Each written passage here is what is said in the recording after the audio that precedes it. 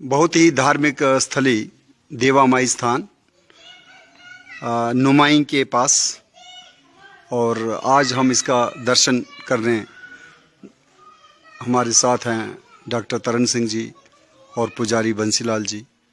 तो ये इन्होंने हमें महत्व समझाते हुए बताया कि माँ प्रकट हुई कलयुग में और ये वैष्णो देवी का ही दूसरा रूप है, और इसके दर्शन करने वैष्णो देवी के दर्शन करने के बराबर है। यहाँ पे कुछ जड़ी बूटियाँ वनस्पतियाँ भी हैं, जैसे ये स्लीपी मैलो, सोया हुआ गुड़हल, वो भी है जिसकी हम चाय भी पी सकते हैं। और दुर्गा माँ, देवा माई, वैष्णो माँ की पूजा में भी हम इस फूल को इस्तेमाल कर सकते हैं। यहाँ पे ही है वृंदा, जिसका 15 नवंबर को विवाह भी है।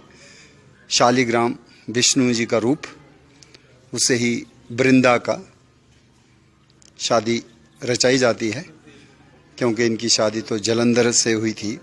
वो उनका जो है देवताओं ने मिल करके एक किस्म से उनको धराशायी किया था, और वृंदा को आशीर्वाद मिला विष्णु से। तो ये एक प्लांट के रूप में हमारे बीच में है और बहुत ही औषधीय गुण रखने वाली जो वनस्पति है।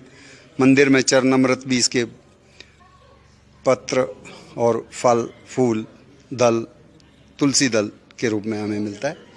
यहाँ पे ही एक बड़ा सेब का दरख्त भी है। सेब के दरख्त को भी यहाँ पे जगह मिली हुई है। और दूसरा गुड़हल है हाइबिस्कस रोजा साइनेंसिस, तो इसको भी इस्तेमाल करते हैं। और यहाँ पे सुख दर्शन भी है, सुख दर्शन का पौधा भी लगाया हुआ, गुलाब भी है। लेकिन यहाँ पे जो बड़े बड़े पेड़ हैं उनमें आम का पेड़, पीपल का पेड़, पीपल जिसको हम अश्वत्थ कहते हैं, उसके पेड़ भी हैं। और यहाँ से सामने दिख रहा है त्रिकुटा पहाड़। देवा माई के इस स्थान पर जो आगे पीछे पेड़ पौधे हैं उनमें बहुत ही महत्वपूर्ण है एक प्लक्ष या पलाखी या पिलखन या पाकड़ भी जिसको हम बोलते हैं, वाइट फिग ट्री, फाइकस वायरेंस। उसके साथ ही एक और पेड़ धनवन, डोगरी में धम्मन भी कहते हैं। साथ ही गरना भी है,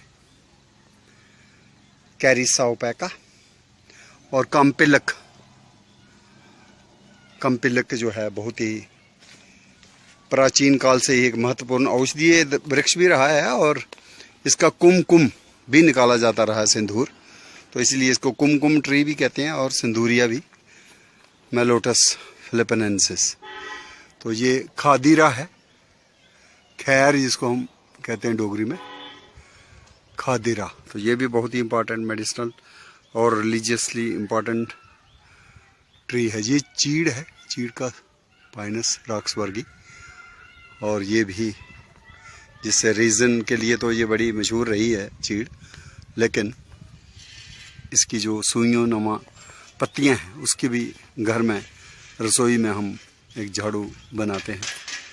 और यहाँ के पेड़ पौधों में एक झिंगनी है, संस्कृत में इसको कहा गया झिंगनी, डोगरी में कहते हैं, रामनगर उधमपुर में कहते हैं इसको गदाम्बल, लेकिन जम्मू में इसको कहते हैं कैम्बली, लैनिया कोरोमेंडलिका। मोई और मोहिन वो भी यहाँ पे है। एक जो एक थोड़ी सी जिसके ऊपर हमें गौर करना चाहिए वो है ये कांग्रेस घास। ये भी कहीं कहीं फैल रही है, और इसको हमें टॉलरेट नहीं करना चाहिए, इसको जहाँ से उखाड़ फेंकना चाहिए। साथ में हम नीचे देख रहे हैं अपामार्ग, लट जीरा, डोगरी में कहते हैं पुटकंडा, जो दिवाली के आसपास ये काफ़ी इम्पॉर्टेंट मेडिसिनल प्लांट, सेरिस के साथ और निरगुंडी के साथ अपामार्ग भी जो है लोग अपने खिड़की दरवाज़ों में लटकाते हैं। एक किस्म की सजावट भी है, और मच्छरों को भी भगाने में ये सहायक होते हैं ये वनस्पतियाँ, अपामार्ग, निरगुंडी और शिरिश।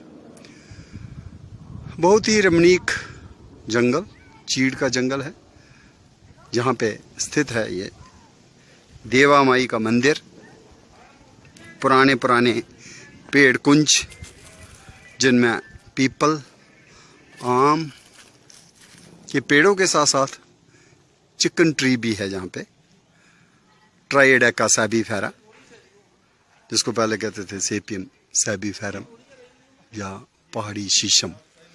लेकिन एक खास क्लाइंबर जो आप देखेंगे देवा माई के इस परिसर में, वो जो है एक प्लांट जिसको बोलते हैं ब्राइडल ज़रीत। ये आप देख रहे हैं जो सफ़ेद सफ़ेद, ये ब्राइडल ज़रीत है।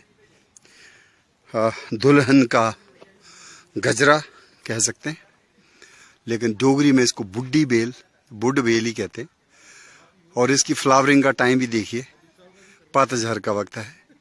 पतझड़ के मौसम में जब आगे पीछे किसी भी पेड़ पे हम इतने फूल नहीं देखते हैं, उस वक्त ये जो बेल है, लता है, सफ़ेद फूलों से लद जाती है, कितनी खूबसूरत लग रही है।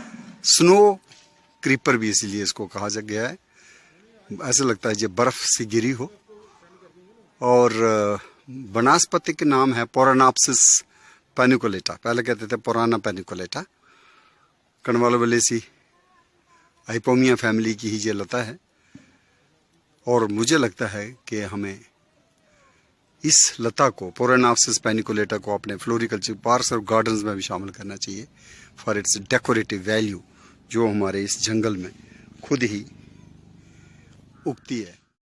देवा माई के इस पेड़ कुंज में, जो वन स्थली में, हम एक बड़ा महत्वपूर्ण पौधा भी देख रहे हैं, जंगली वनस्पति, जो हमारे धार्मिक ग्रंथों में भी जिसका जिक्र आता है।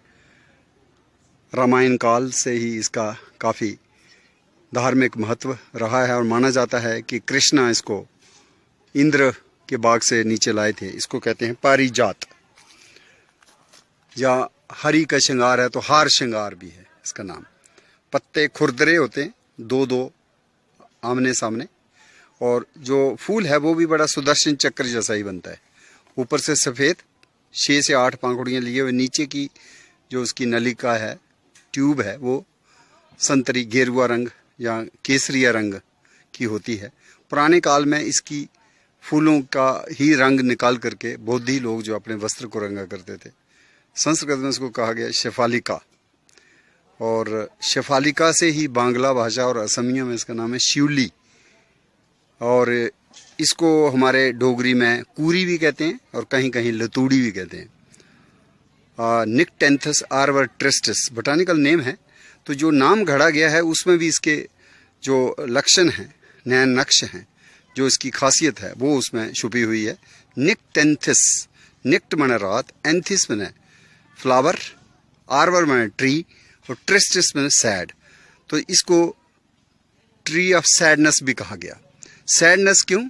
क्योंकि ये पारिजात के जो फूल हैं, ये संध्या होने के वक़्त, सूर्य अस्त होने के वक़्त ही खिलते हैं, और यूं ही सूरज उदय होने वाला होता है, उससे पहले ही ये जो फूल हैं ये झड़ जाते हैं और पेड़ के नीचे एकत्रित हो जाते हैं, जिनको चुन करके हम मंदिर में श्रद्धा से चढ़ा सकते हैं। और कृष्णा जो है नाराज़ नहीं होते, क्योंकि उनका भी ये प्रिय फूल है, और इसीलिए इसको कहा गया रात में खिलने वाली चमेली या निशा चमेली। और गुल जाफरी इसका उर्दू का नाम भी है। और इसका जो फूल है काफ़ी औषधीय गुण रखता है, और पत्ते भी, पत्ते और फूल की हम हर्बल चाय अगर पिएं तो गठिया में, जोड़ों के दर्द में जो आराम मिलता है।